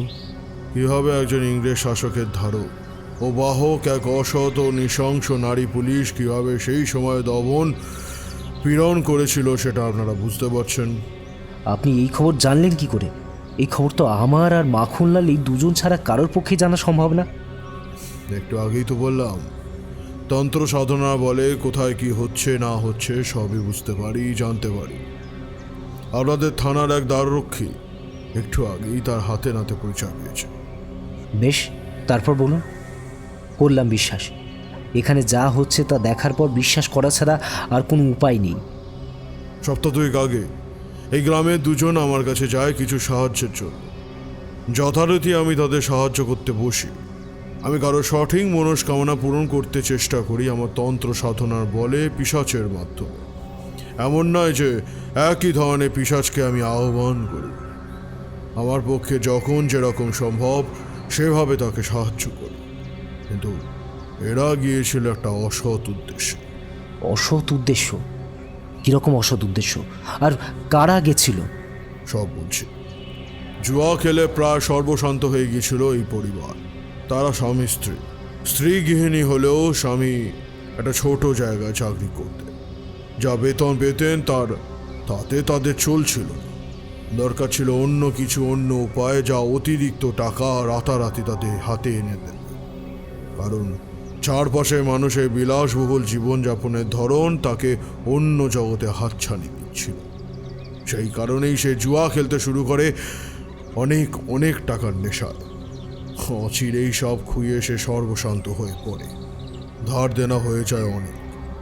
এই সময় তাকে কেউ একটা আমার কথা বলে। তারা দুজন স্বামী স্ত্রী আসে আমার কাছে, কিন্তু আমার কাছে আসার উদ্দেশ্যের পেছনে আরও কিছু কারণ ছিল। কীরকম? তারা চেয়েছিল যে আমি পিশাচ সিদ্ধের মাধ্যমে তাদের মনস্কামনা পূরণ করি। আর তাদের মনস্কামনা ছিল যে পিশাচ সিদ্ধির মাধ্যমে চুরি ডাকাতি করে রাতারাতি বড়লোক হয়ে ওঠা। তারা এটাও বলতে থাকে যে এইভাবে যা পাওয়া যাবে তার 30% তারা আমাকে দেবে। কিন্তু আমি এই অসৎ উপায় রাজি হইনি। কিন্তু আমি একটা ভুল করে বসি আমার অজান্তেই। কি ধরনের ভুল? আমি ওই জঙ্গলের মধ্যে একটা কুয়ো আর তার মধ্যে আটকে থাকা এক পিশাচিনীর কথা বলে বসি তাদের সামনে। তাদের এটা বলি যে তাদের উদ্দেশ্য সৎ হলে আমি নিজেই সেই শক্তিশালী পিশাচকে নিয়ন্ত্রণ করে সঠিক কাজে লাগাতাম। আপনারা যেটা শুনেছেন যে কুয়ায় সেই আত্মাটাকে আটকে দেওয়া হয়েছিল, এত বছরে আটকে থেকে সেই আত্মা এখন পিশাচিনীতে পরিণত হয়েছে। সে যেমন শক্তিশালী হয়েছে তেমন এত বছর অভুক্ত থাকায় তার খিদেও বেড়েছে। তাকে নিয়ন্ত্রণ করে ভালো কাজে লাগানো যেতে পারে, কিন্তু এদের উদ্দেশ্য ছিল অসৎ। কে গেছিল আপনার কাছে? এই গ্রামে প্রথম মারা যাওয়া দুজন, বীরেন আর চম্পা। তাদের মৃত্যুর জন্য তারা নিজেরাই দায়ী। তারা যে শুধু নিজেরা মারা গেছে তাই নয়, বিপদ ডেকে এনেছে গোটা গ্রামের জন্য। সেই আগুনে পুড়ছে এখন গোটা গ্রাম। আপনার সাহায্য ছাড়া কিভাবে সেটা করতে পারে? আমার কাছ থেকে প্রত্যাখ্যাত হয়ে তারা বিভিন্নভাবে খবর নিতে থাকে কিভাবে এটাকে কাজে লাগানো যেতে পারে। আপনাদের ইন্টারনেট এক্ষেত্রে অনেকটা বড় ভূমিকা পালন করে। সেখান থেকে ভাষা তথ্য নিয়েই তারা এই কদিন আগে ওই বাঁশ বাগানে ঢোকে। ওটা নামেই বাঁশ বাগান, আসলে ওটা জঙ্গল, যেখানে গত প্রায় 100 বছর ধরে মানুষের পা পড়েনি, সেইখানে তারা পা দেয়। দিনের বেলা যাতে কারো চোখে না পড়ে সেই জন্য তারা সন্ধ্যের হালকা আলো আঁধারি সময় বেছে নেয়। তারা এতটাই পাগল হয়ে গিয়েছিল যে সামান্য ভয়ও কাজ করছিল না তাদের মনের মধ্যে। অর্ধবিদ্যা নিয়ে তারা কুয়োর ওপর ফিতে কেটে ঢাকনা খুলে সেই পিশাচিনীকে মুক্ত করে কাজে লাগানোর চেষ্টা করে, আর এতেই হয় হিতে বিপরীত। পিশাচিনী মুক্ত হয়ে প্রথমে চম্পার দেহ কবজা করে তারপর বীরেনকে আক্রমণ করে তাকে জ্যান্ত অবস্থায় খেতে থাকে। বীরেনের চিৎকার অন্ধকারে হারিয়ে যায়। এই অশরীরী শক্তি চম্পার দেহের মধ্যে ঢুকে চম্পার দেহে পরিবর্তিত হয়ে কোন এক নারীর দৈত্যরূপ ধারণ করে। বীরেনের দেহ নিয়ে এদিক ওদিক করতে করতেই সে সুন্দরের বাড়ির সামনে ঝোপে গিয়ে আবার খেতে থাকে। আর সেই সময় সুন্দর বাড়ি থেকে বেরিয়ে আসায় তার শিকার খাওয়ায় বাধা পড়ে। সুন্দরের স্ত্রী পেছনে চলে আসায় সুন্দর বেঁচে যায়। আর চম্পার দেহ ছাড়ার আগে তার ঘাটটা মুটকে তাকে খুন করে যায় ওই পিশাচিনী।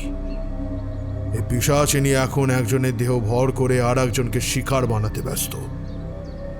রোজ দিনই এই ঘটনা হতে চলেছে। যখন যার সাথে যা ঘটছে তার কিছুই মনে থাকছে না। তাহলে কি বাকিদের সাথেও? হ্যাঁ, বাকিদের সাথে তাই ঘটেছে। আপনার চোখের সামনে আপনাদের কনস্টেবল শিবেনকে নিয়ে যা দেখছেন বা বাকিদের ক্ষেত্রে যা হয়েছে সেটা ওই পিশাচিনী ভর করার ফল। সে ইচ্ছা করলে নিজের আসল রূপ নিয়ে সামনে আসতে পারে, কিন্তু তার মনে আছে প্রতিশোধের আগুন আর পেটে রয়েছে খিদে। কিসের প্রতিশোধ? গ্রামবাসীদের দ্বারা আক্রান্ত হয়ে সে সেই কুয়োতে ঝাঁপ দিয়েছিল, মনে আছে? গ্রামবাসীরা যে তাকে শুধু জ্যান্ত পুড়িয়ে দিয়েছিল তা নয়, তাকে প্রায় 100 বছর ধরে সেই কুয়োতে আটকে রেখেছিল। সেই পিশাচিনী এখনো 1930-এই আটকে আছে। সে মনে করছে ওই গ্রামবাসীরাই তাকে মেরেছে। তাই এভাবে একজনের শরীর ভর করে অন্যজনকে মেরে হাত খাওয়া অবস্থায় রেখে যাচ্ছে, নিজের ক্ষুধা নিবৃত্তি করছে। আর যা শরীরকে বশ করছে তাকেও মেরে দিয়ে একসাথে দুজনের হত্যা করছে। যে বা যারা বেঁচে গেছে তারা বরাত জোরে বেঁচে গেছে। যে ছেলেটি বেঁচে গেছে সে আসলে এই গ্রামের বাসিন্দা নয় বলেই বেঁচে গেছে, বলে সেও বাঁচত না। এই পিশাচিনী কারো শরীরে ঢুকে যাবার পরই তার দেহের গঠন পরিবর্তন হয়ে যায়। এখন তাহলে উপায় কি আপনার মতে? আজ সকালেই 3 জন নিখোঁজ হয়েছে, তাই না? হ্যাঁ, আজ সকালেই একজন হয়েছে। তাকে এখন সে কবজা করে নিজের কাছে রেখেছে। সে সঠিক সময় তাকে কাজে লাগাবে। এই বাঁশ বাগানের মধ্যেই কোথাও বশ করে রেখেছে তার দেহ। কি করা যায় তাহলে? কিচ্ছু করবে না, এখন টোপ ফেলতে হবে আমাদের। শিকারকে ধরতে শিকারী বেরিয়ে আসতে বাধ্য। কেমন টোপের কথা বলছেন আপনি? শুনুন, ও আসলে সামনে যাকে পারছে তাকে বশ করে নিজের খিদে আর প্রতিশোধের একসাথে নেওয়ার চেষ্টা করছে, আর সেটা নিশ্চয়ই। আজ ওই বাঁশ বাগানের ধারে কাছে যাদের বাড়ি আছে তাদের বাড়ি থেকে বেরোতে বারণ করবেন। জানিয়ে দিন আপনাদের তরফ থেকে কোনো খবর না আসা পর্যন্ত তারা যেন কেউ বাড়ি থেকে বের না হয়। আর ভারী পুলিশ বাহিনীর পাহারা দেবার ব্যবস্থা করুন ওই এলাকায়, যাতে সে কাউকে আক্রমণ করতে না পারে। একসাথে অনেক মানুষ দেখলে সে সে সব থেকে নিজেকে বিরত রাখবে। তারপর? আমাকে আজকের দিনটা সময় দিন। ওই পিশাচিনীকে আটকাতে আমার কিছু প্রস্তুতি লাগবে। ফাঁদ পাতার জন্য প্রয়োজনীয় সরঞ্জাম নিতে হবে। এমনি এমনি সে ধরা দেবে না, তাকে ধরতে রীতিমতো পরিকল্পনা করতে হবে। আচ্ছা, যে একা নিখোঁজ হয়েছে তার নাম কি? ওর নাম রুদ্র, গ্রামের শেষেই বাড়ি। আজ ভোরবেলা বাড়ির বাইরে বেরিয়েছিল, সেই থেকেই নিখোঁজ। বেশ, আপনারা শুধু আমাকে সাহায্য করুন, তারপরেই আমি কিছু করতে পারবো। আপনাদের সাহায্য ছাড়া এটা করা সম্ভব নয়। আপনাদের আরও একটা কাজ করতে হবে। সেটার জন্য 5 জন প্রশিক্ষিতকে তৈরি রাখুন। কি কাজ? ওই কুয়োর মধ্যে নির্দিষ্ট জায়গায় নৃসিংহীর কঙ্কালের অংশ বিশেষ পড়ে আছে, সেটাকে তুলে আনতে হবে। কিন্তু কিভাবে? ওখানে তো পিশাচিনী নিশ্চয়ই পাহারা দিচ্ছে। আমি কিছুক্ষণের জন্য ওই পিশাচিনীকে বশ করে রাখতে পারবো। সেই সুযোগে আপনারা ওখান থেকে দেহাবশেষ তুলে আমার কাছে নিয়ে আসবেন। মন্ত্র বলে সেই দেহাবশেষ পবিত্র আগুনে দিতেই সেই পিশাচিনী পঞ্চভূতে বিলীন হয়ে যাবে। আপনি পুরো কি ভাবছেন সেটা আমাকে প্লিজ বলুন। শুনুন, বাঁশ বাগান যেখান থেকে শুরু হচ্ছে তার আগে আমি একটা জায়গা নির্দিষ্ট করে দেব। সেখানে মাঝে থাকবে অগ্নিকুণ্ড, আর তার চারপাশে আমার নির্দিষ্ট কিছু মন্ত্রপুত ঘর আঁকা থাকবে মাটিতে। আমি ওই ঘরগুলোর মধ্যে আটকে রাখবো সেই পিশাচিনীকে। হাতে ঠিক 20 মিনিট সময় থাকবে আপনাদের। তার মাঝে আপনাদের সেই কুয়ো থেকে দেহাবশেষ তুলে আনতে হবে। আমি এই 20 মিনিটেই ওকে আটকে রাখতে পারবো, তার বেশি কিন্তু পারবো না। আপনাদের যা করার এই 20 মিনিটের মধ্যেই করতে হবে। কোথায় কিভাবে জঙ্গলে খুঁজে পাবেন সব কিছু আমি আপনাদের বলে দেব। এর আগে পিশাচিনীর একটা শিকার চাই, যাতে আকৃষ্ট হয়ে সে তার আস্তানা ছেড়ে বেরিয়ে আসবে। সেই শিকার কে হবে? চিন্তা নেই, সে শিকার আমি নিজেই সেজে নেব। গায়ে ছিটিয়ে নেব এক প্রকার বিশেষ জল, যাতে সে আকৃষ্ট হয়ে আমার দিকে আসবে। তবেই তো আমি ওকে সামনে পাবো। ওকে টেনে নির্ধারিত জায়গায় নিয়ে আসতে হবে। তাতে আপনাদের সাহায্য লাগবে। আপনারা একটু দূরে দাঁড়াবেন। আমি ওকে সামনে পেলেই সংজ্ঞাহীন হওয়ার এক কৌশল প্রয়োগ করব। তাতে সে সংজ্ঞাহীন হয়ে গেলেই আপনাদের বাকি লোকেরা বাঁশ বাগানে সেই কুয়ো খুঁজতে ঢুকবে। মনে রাখবেন, রুদ্র দেহেই তখনও কবজা থাকবে পিশাচিনী। বোঝাতে পারলাম? ঠিক আছে, আমরা আপনাকে সম্পূর্ণরূপে সাহায্য করব। আপনি শুধু আপনার কাজ করে যান। বেশ, তবে যা বললাম আমি সেগুলো তৈরি করুন। আপনারা সব পরিকল্পনা অনুযায়ী করবেন। আর একটা কথা, জিনিসটা দিনের বেলায় করব। এটাও নিশ্চিত করবেন যাতে সেই সময় ওদিকটা কোনো গ্রামবাসী না যায়, কারণ তাদের অত্যুৎসাহে বিঘ্ন ঘটতে পারে। বেশ, তাই হবে। চলুন, আজকের মতো উঠি। আমি কাল ঠিক সকাল 9:30 আমি এখানে উপস্থিত হব। ঠিক দুপুর 12:30 দিকে আমরা আমাদের অভীষ্ট লক্ষ্যে উপস্থিত হব। তার আগে আমার যা যা করণীয় সব করে নেব। এই বলে সেদিনকার মতন তান্ত্রিক বিদায় নিল। কথা মতন গ্রামে বাড়ি বাড়ি গিয়ে একদম বাড়ির বাইরে, এমনকি কেউ সন্ধ্যের পর ডাকলেও বেরোতে বারণ করা হলো। বিশেষ দরকারে দ্রুত অনুমতি নিয়ে অতিরিক্ত পুলিশ বাহিনীর ব্যবস্থা করা হলো 1 রাতের জন্য। কারণ জানানো হলো পর্যবেক্ষণের জন্য। তান্ত্রিকের কথা মতো সেদিন আর কোনো ক্ষতি কারুর হয়নি, অত্যন্ত কঠিন নিরাপত্তা বলয়ের জন্য।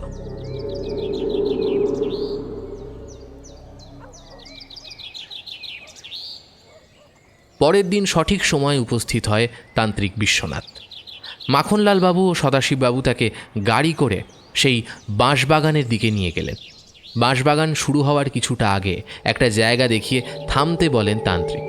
তাদের গাড়ির পেছনে 6-7 জনের এক বিশেষ প্রশিক্ষিত দলও এসে উপস্থিত হয়, যারা কঠিন জায়গা থেকে কোনো কিছু উদ্ধার করতে সক্ষম। তান্ত্রিক তার ঝোলা থেকে অনেক কিছু বের করে ইঁট দিয়ে একটা কুণ্ড তৈরি করেন। জ্বলনশীল বিভিন্ন উপকরণ আশেপাশে গুছিয়ে রাখেন।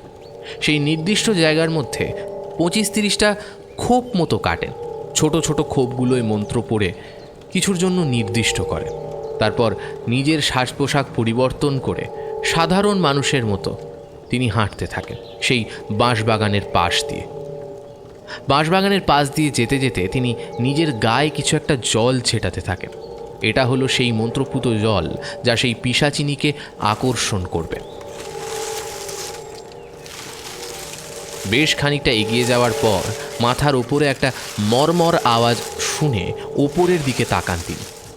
দেখতে পান রুদ্র বলে যে ছেলেটা আগের দিন নিখোঁজ হয়ে যায় সে গাছের ওপর বসে রয়েছে, মুখে তার শিকারী হাসি। একদিন অভুক্ত থাকার পর শিকার দেখতে পাওয়ার হাসি। তাকে দেখেই লাফিয়ে তার সামনে এসে পড়ে রুদ্র। তার সাথে সাথেই নিজের আসল বসনের ওপর পড়া সাধারণ মানুষের পোশাক খুলে ফেলেন তান্ত্রিক। তান্ত্রিককে দেখে গর্জে ওঠে রুদ্রর দেহে ভর করা পিশাচিনী। রুদ্রর চেহারাও ভয়ঙ্কর লাগছে পিশাচিনীর দৌলতে। তান্ত্রিককে সামনে দেখতে পেয়ে চেঁচিয়ে বলতে থাকে নারী দৈত্যের গলায়, তুই এখানে কেন তান্ত্রিক? এদের মতো মরতে চাস? আর প্রতিশোধ এখনো বাকি আছে। গ্রামের সবাইকে শেষ করার পর পরই আমার মুক্তি। তুই ওদের আর ক্ষতি করতে পারবি না। এখন আমি সামনে আছি, আমি। তবে তোর রক্তে স্নান করে এদের জ্যান্ত খাবো। এই বলে তান্ত্রিকের দিকে এগিয়ে আসতেই তান্ত্রিক রুদ্রর বুকে একটা তাবিজ পরিয়ে দেয়, আর সাথে সাথে সংজ্ঞাহীন হয়ে মাটিতে লুটিয়ে পড়ে রুদ্রর দেহরূপী পিশাচিনী। রুদ্রকে লুটিয়ে পড়তে দেখেই মাখনলাল ও সদাশিববাবু এগিয়ে আসেন। ওই ভারী চেহারা তুলে নেয় তান্ত্রিকের তৈরি করা নির্দিষ্ট জায়গায় নিয়ে যাওয়ার জন্য। সাথে সাথে 6-7 জনের সেই দল জঙ্গলে ঢুকে পড়ে। তান্ত্রিকও ততক্ষণে সেখানে পবিত্র অগ্নিশিখা জ্বালিয়ে মন্ত্র পড়া আরম্ভ করলেন। ওদিকে জঙ্গলের মধ্যে তখন তান্ত্রিকের দেখানো পথেই খুব তাড়াতাড়ি পৌঁছে যায় সেই দল। তান্ত্রিক তাদের জন্য ম্যাপের মতন করে ছকে দিয়েছিল। সেই মতন তারা পৌঁছে যায় কুয়োর কাছে। আগে থেকেই সেই ধাতব ঢাকনা খোলা ছিল। ওপর থেকে দেখা যাচ্ছে কুয়োর নিচের একটা খাঁজে একটা জীর্ণ কঙ্কালের হাড়গোড় পড়ে আছে। সেটা তুলে আনতে 3 জন নামে ভেতরে। ওপরে 4 জন থাকে দড়ি ধরে। এটা তুলে আনার সময় শুরু হয় আর এক বিপত্তি। পাশে পড়ে থাকা ঢাকনা ভেঙে তার ভেতর পড়ে যেতে থাকে, আর তাতে 2 জন আহত হয়। তলায় অর্থাৎ একদম নিচে কুয়োর শুকনো অংশে পড়ে আহত হয়। এদিকে তান্ত্রিকের দেওয়া সময় অতিক্রান্ত হওয়ার মুখে দাঁড়িয়ে, এবং এক সময় অতিক্রান্ত হয়ে যায় সময়। জ্ঞান ফিরে আসতেই উঠে দাঁড়ায় রুদ্রের দেহে ভর করা পিশাচিনী। এবার এগিয়ে আসতে চেষ্টা করতে বাধা পায় সে। তাকে তান্ত্রিকের কাছে পৌঁছতে হলে সেই মন্ত্রপুত ক্ষোভগুলো পেরোতে হবে। বিশ্বনাথ তান্ত্রিক আগে থেকেই দেরি হয়ে যেতে পারে আন্দাজ করে এই ক্ষোভগুলো কেটে রেখেছিল, যাতে কোনোভাবে 20 মিনিট পেরিয়ে গেলে তান্ত্রিকের কাছ অবধি পৌঁছতে পিশাচিনীর সময় লাগে। ওদিকে কুয়োর মাঝে যে দড়ি ধরে আটকে ঝুলছিল সেই হাড় ভর্তি ব্যাগ ছুঁড়ে ওপরে যারা আছে তাদের হাতে ধরিয়ে দেয়, আর তাদের মধ্যেই 2 জন ছুট লাগায় তান্ত্রিকের হাতে সেই হাড় দেওয়ার জন্য। এদিকে প্রায় সমস্ত ঘর অতিক্রম করে তান্ত্রিকের সামনে এসে দাঁড়ায় পিশাচিনী। পৈশাচিক হাসি হেসে তান্ত্রিককে উদ্দেশ্য করে বলে ওঠে,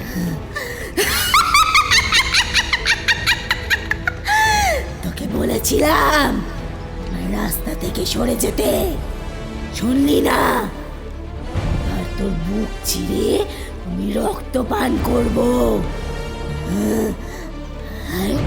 আর তোর দেহ থেকে সমস্ত মাংস খুবলে খাবো। দেখে আজকে বাঁচায় তোকে। আমাকে হারানোর ক্ষমতা তোর এখনো হয়নি রে পিশাচিনী। আর তো একটা ক্ষোভ বেরোতে হবে। কতক্ষণ আটকে রাখবে তোর এই মায়াজাল? হ্যাঁ, যতক্ষণ আমি চাইবো ততক্ষণ। ততক্ষণে পিশাচিনী প্রায় শেষ বাধা কাটিয়ে ওঠার মুখে। বিশ্বনাথবাবু ধরুন, একটা ব্যাগ তান্ত্রিকের দিকে ছুঁড়ে দেওয়া হয়েছে। বাঁশবাগান থেকে এক হন্তদন্ত হয়ে বেরিয়ে আসা চেহারা ছুঁড়ে দিয়েছে তার দিকে সেই ব্যাগ। ব্যাগে সেই পিশাচিনীর এই জীবদ্দশার হাড়গোড় রয়েছে। হাতে পেতেই ব্যাগ শুদ্ধ সেটা আগুনে নিক্ষেপ করেন তান্ত্রিক।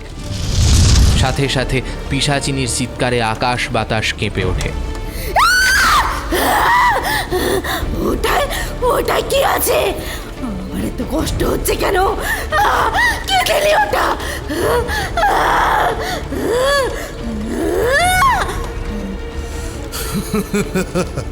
ওটা তোর হাড়গোড় ছিল, যেটা এখানে আহুতি দিয়ে দেওয়ায় তুই পঞ্চভূতে বিলীন হবি। পিশাচিনী চিৎকার করে তান্ত্রিককে ধরতে যেতেই সে ওপরে উঠতে থাকে। রুদ্রের দেহে তার কবজা আলগা হয়ে গেছে। মাটিতে রুদ্রের দেহ লুটিয়ে পড়ে আর চিৎকার করতে করতেই পঞ্চভূতে বিলীন হয়ে যায় পিশাচিনী।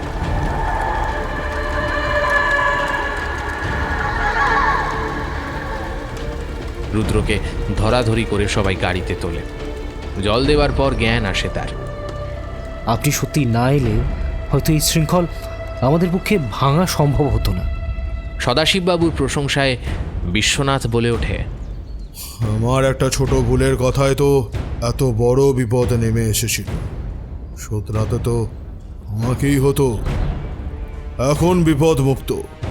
এই বীরপুর গ্রাম পিশাচিনীর কবল থেকে মুক্ত হয়ে এখন আবার নিজের মতোই চলতে থাকবে, চিন্তা নেই।